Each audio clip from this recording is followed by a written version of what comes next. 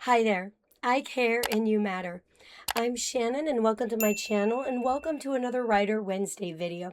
Specifically, I am going to call this series Planning, Plotting, and Making Progress because that's exactly what I'm doing. I am, to give you a little backstory, and first of all, apologies for my voice. Still dealing with some laryngitis and some head congestion. But I wanted to show up because I'm excited to share my progress, my journey with you. And to give you a little backstory, because backstories are important, I originally got my first degree in production illustration and even worked as a graphic designer for a number of years. Um, but then I also went back to school to be a teacher, got my teaching degree, have a double bachelor's in early childhood education and elementary education. Spent several years teaching. Fast forward, had a little boy of my own via biology, and then adopted a little boy with a significant special needs, which we did not know at the time, which revealed themselves as the years went by, but required me to reinvent myself in order to make money while still being home to take care of his special needs. And so I reinvented myself as a curriculum writer, very much expository writing.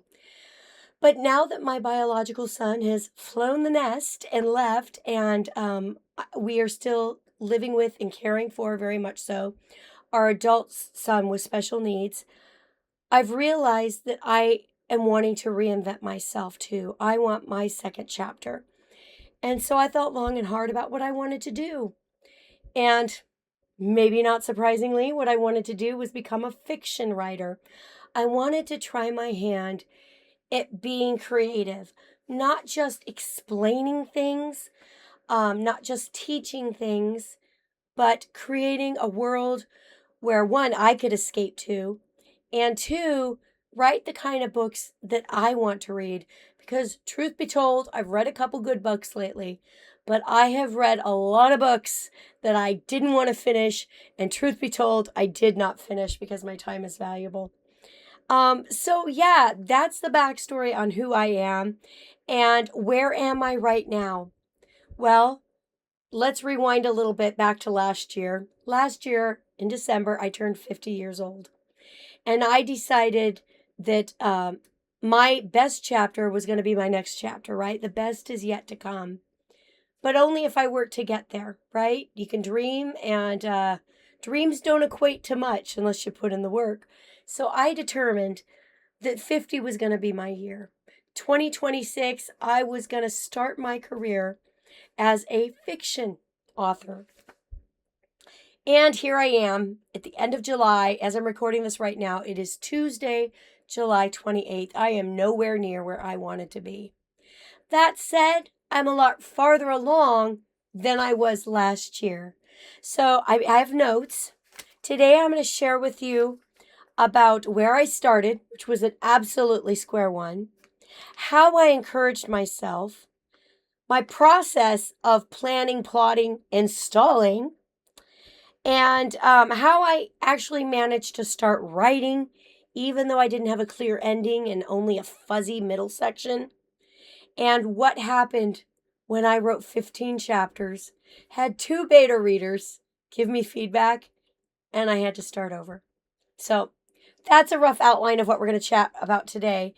But first, where did I start? I started at square one. Like I said, I've been a professional curriculum writer now for 18 years, and that's not nothing. And through that process, I learned how to construct a sound sentence. I have the fortune of being very good with grammar, spelling, semantics, all the stuff. What I didn't have was I didn't know how to construct a story. I didn't know, and that's not true because I think most of us who consume books and watch movies, you can identify what a good story is. You might not be able to point to specific you can point to reasons, but you might not be able to outline the structure or figure out what pacing makes a good story. But I didn't know about the craft of fiction writing. I didn't trust myself to be creative, to come up with things completely out of thin air, which is a lie. You never do. You draw on everything around you, but we'll get to that in a future episode.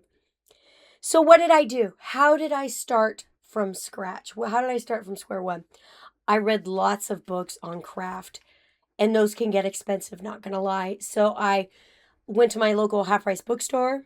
I got on hpb.com. I looked for, I heard about and did research on good books. Looked for deals on Amazon, and if I couldn't find those, I looked for deals on eBay. So read lots of books on craft. I read Writer's Digest magazine. In fact, I went ahead and invested in a 2-year subscription. I think it was like $20. And I like that because it gives me little chunks, right? Very digestible chunks of information.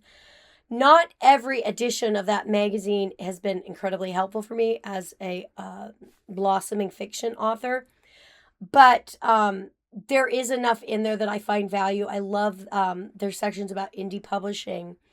I love the articles that they have about being creative as a writer. So there's enough value in that to me, and I look forward to getting that. Lastly, I watched YouTube videos. There are a lot of people here that I love. Sarra Cannon, Heart Breathings. I love Kelsey Humphreys. She has a Q&A collection of videos that I love to watch. In fact, I watch those on repeat because I find her energy incredibly down to earth, and she is where I want to be. She is not for the hobby writers. She is for the people who want to build a career, and ding, ding, ding, that'd be me. So, how did I encourage myself when I started to feel like, oh boy, this is a lot? Whoa, what am I doing? This is a huge risk. Is it ever going to pan out? I reminded myself that I've done hard things before. I've done new things before. I reminded myself that I'm capable of learning. I might learn a little slower at my age, but I also have a lot more self-discipline at my age and a lot more determination to get where I want to be. And something else that I have in my toolbox, I have incredibly strong opinions. I do not sit on the fence of anything.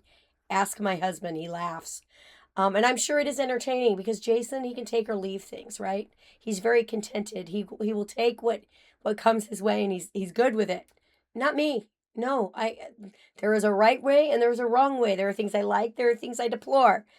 And I think that that's very helpful in writing a book because I'm able to make decisions quickly and follow through. Has it been a straight line? Absolutely not. I planned. I had an idea. I had a spark. I had a story seed.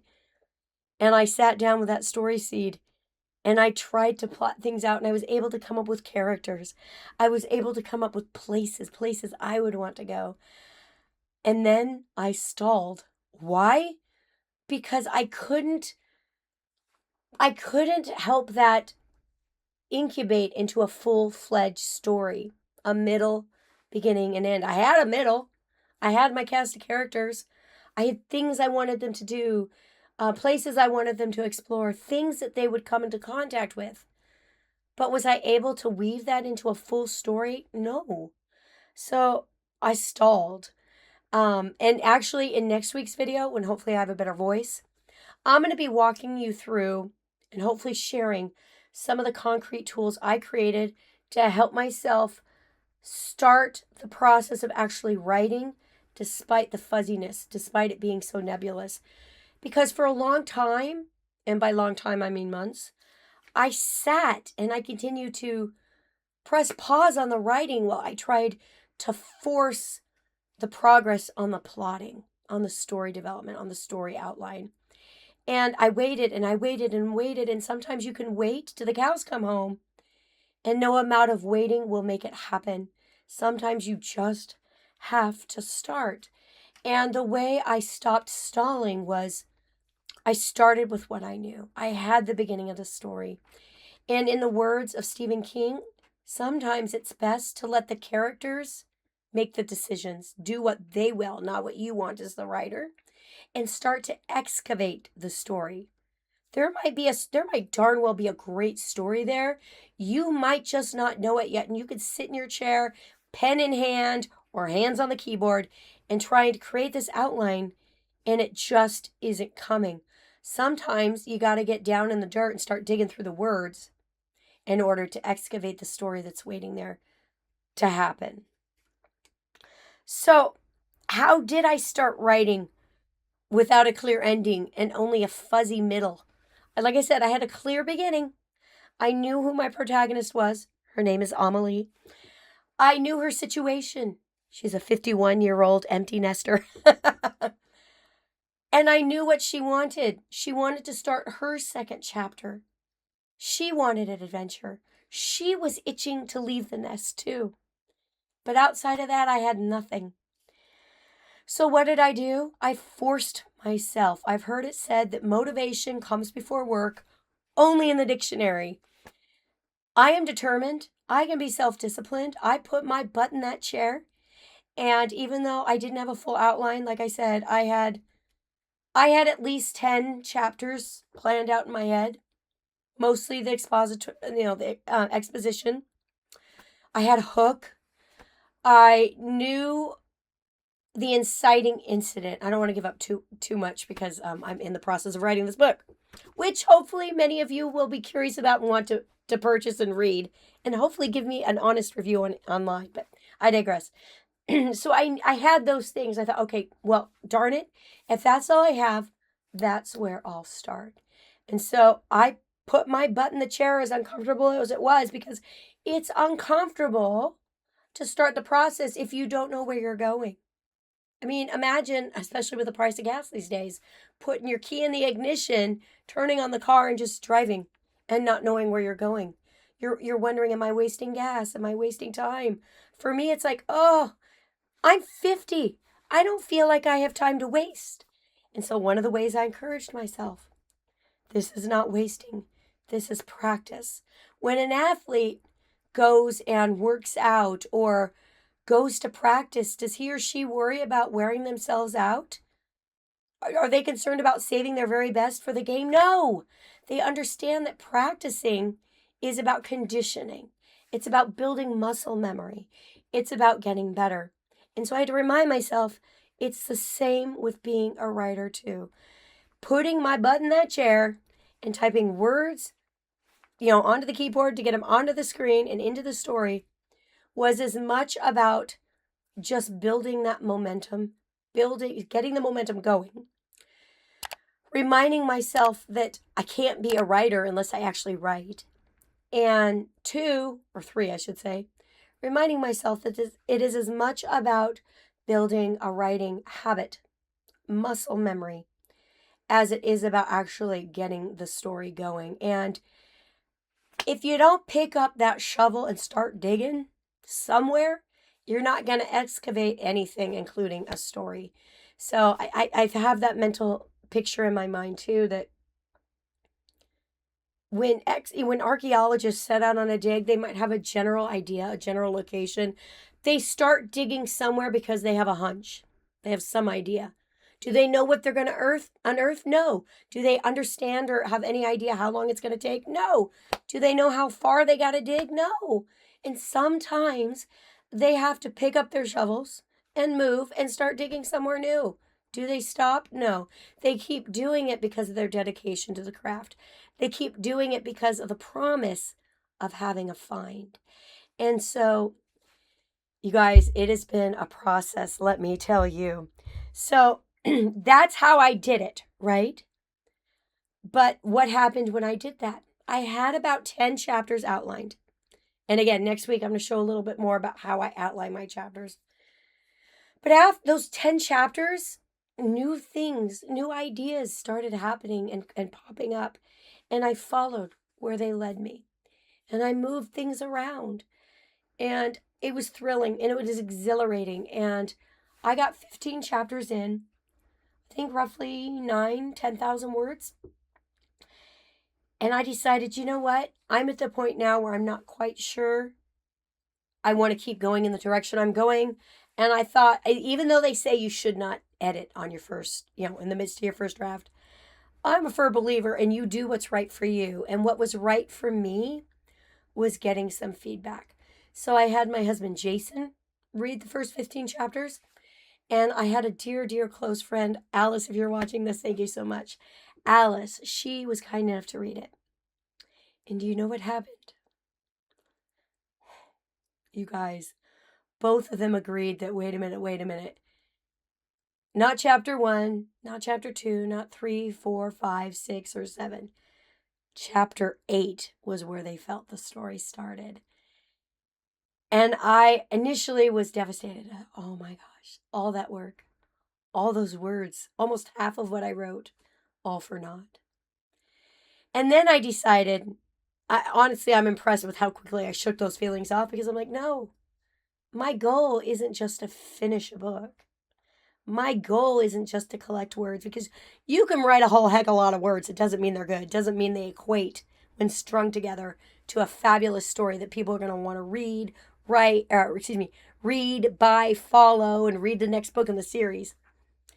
I want to write a good story that's going to capture and keep readers and entice them to not only read to the back, to the end of the book, but to open the cover of the next book in the series and the one after that. And so I reevaluated things, and I thought, they're right. They're absolutely right. And I started to reframe my perspective. And I realized that while chapter 8 should truly become chapter 1, chapters 1 through 7 were so invaluable, you guys. They were not a waste. Why? Because it helped me develop backstory for my characters. It helped me as the writer get to know my characters that much better, that much more. And that is it priceless, right? Because that makes starting over, and I'm not starting over, I'll tell you why in a second, that much more easier. I'm writing faster, easier, more authentically, because I know them. They're not characters anymore. They're people. They're just people who live inside my head right now, who are off on a fantastic adventure. And now I'm just pouring that onto the page. So today, that's my story. That's how I got started, why I got started. Actually, let's backtrack a little bit. Why am I doing this? I need a new adventure. I need a second chapter. And if I'm completely honest, I don't have a retirement fund. I've worked from home for 18 years. My husband was working for 28 years. He was let go 2 years ago. Age of AI, the company got bought out, and they decided to completely just do away with Jason's creative department. So he's not alone, but it doesn't make it better. And so we've been putting ourselves on a budget, and we've been living off of some of his retirement. And so I got to thinking, my next chapter has to be something I really want to do. And it's good. It's great, because at this age, I know myself. I don't think I couldn't. I know I couldn't have done this at 20. I had to get to where I'm at. I had to become the person that I am right now in order to do this. So I feel like I'm uniquely positioned. But I have the motivation of, I have to figure out a way to sustain myself through retirement, because I'm not one of those people who just wants to sit on my butt. I would be bored. And so yeah, I want to do something creative, and I'm hoping to turn this, this is not hobby for me. This is absolutely career changing, career creating, career changing, and trying to develop a new future for myself. So I'm really excited. Am I scared? Oh gosh, you guys have no idea. I'm scared about, what if I'm wasting all this time? And I think, well, the time will pass anyway. What if I'm wasting all this energy? Well, it's not really wasting if I'm enjoying it. And then I think, is it foolish? Is it a fool's dream? And I think I'm already working part-time. So I am bringing in income, and we are managing. And there's no better time than now. And I feel like if I don't give this a shot, if I don't give this a true go, I will always, always regret it. And I have a little plaque up by my studio space, which is where I actually do my writing. And it says, "Success is inevitable if you keep showing up." I'm banking on that truth. I am banking on my determination. I am banking on my ability to learn a new skill. writing fiction. I am banking on my self-discipline to be able to put my butt in the chair and write minimum 1 chapter a day. That's my goal. And I feel like if I can stick to that goal, I would like to write 2 chapters, but let's be realistic. I'd rather say write 1 chapter and then be really excited and proud of myself when I hit 2. But that leads me to my next little thing that I want to share and that I will be sharing every week with you, both as an accountability tool for myself, as well as hopefully encouragement for you. I'm not a big fan of word counts or tracking them, but I do acknowledge that they're an easy metric to follow in writing. Why don't I like tracking word counts? Again, because I think you could write a ton of words and that doesn't string a bunch of words together. It doesn't equate to anything. Just because you have a lot of words doesn't mean you have a great story. But when you're writing, I think it's important to cling, especially when you're starting out writing. I think it's important to cling to anything that can be encouraging in any way, shape, or form.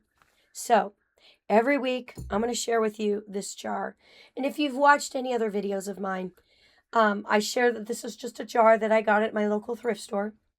And inside are little, let me pull one out for you, little acrylic gems. And each one, let's see if I can get it up close for you, is about a ½ inch. They're iridescent. You can get these on Amazon. I'll leave links to this down below. I can't leave the link to the jar because this is a thrift store find. You could use any jar you want if you want to do this too. I like this because it was kind of the shape of a book. I love that it's hand blown. You could tell by how wavy it is. And I love the fact that it's kind of slender, which means the gems will climb up rather than out. But each gem in here is equal to 100 words that I've written. So at the end of every writing session, I write for a sprint of 25 minutes. I have a little analog timer. They don't sell this exact one on Amazon anymore, which is too bad. I love it. But they sell all sorts of different kinds.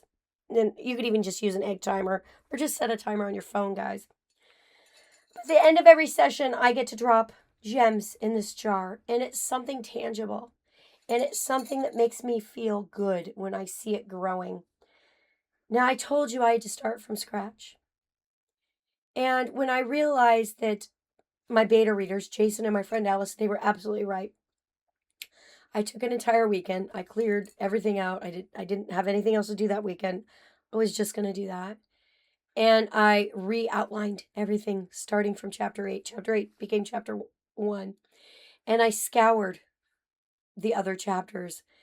And I realized, much to my surprise and delight, that I could salvage a lot of it. Not just salvage, but really piece it together in a much more impactful, entertaining way. So was I really starting from scratch? No, not at all. I was just crafting a better story. So every week, you're going to see me do this. Since last weekend, when I started over, I have, and I got this background here to make it a little easier to see, 5,319 words. Hi there, editing Shannon here. As I was editing my video, I realized that my stupid hand touched my mic and muted the entire remainder of the video. So I'm going to jump on here and just tell you what I said previously, which was, if you've made it to the end of this video, I really, really appreciate it. And if you've enjoyed this video, I hope that you'll stay tuned next week when in that Writer Wednesday video, I will be sharing the specific tools that I used to not only outline my story at the very beginning, but also set me on a good course to actually start writing and getting words to my story, even though I was still very nebulous about where, in fact, it was going to end up and go. So, again, thanks for watching to the end of this video. And as always, if you've enjoyed it, please like, comment, and if you're not already subscribed, I'd really appreciate you doing that as well. I hope you have a great rest of your week, and I'll catch you in the next video. Bye-bye.